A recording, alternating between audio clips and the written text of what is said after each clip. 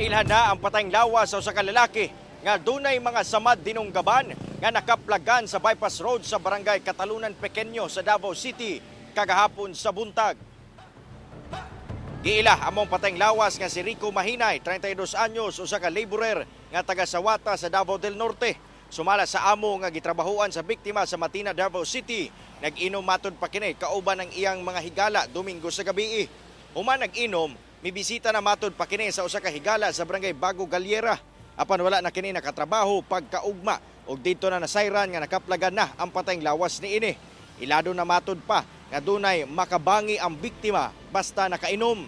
Nakita sa street sweeper ang belt bag nga dunay sulod nga mga personal gamit sa biktima sa bypass road Langsab.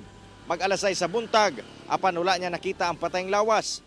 Usa ka langyaw na nga nag-jogging banda alas 8 sa buntag ang nakakita sa patayng lawas. Migula sa pagpanubay sa Davao City Forensic Unit nga nakaiagom ang biktima og samad dinunggaban sa liog, abaga ug tiyan niini. Padayon ang investigasyon sa kapulisan kung kinsa ang mga responsable sa insidente ug ang motibo sa krimen. Dili ni siya gahapon sa buntag ipatay, sir, no, kay ang base sa man nga nakita nato is dili siya fresh nga gidunggab. So naay possibility nga it's either diha ba siya gipatay or gilabay ba. So ato na part of the investigation na nga gikanta karon sa ato ang Balyo Police Station, sir.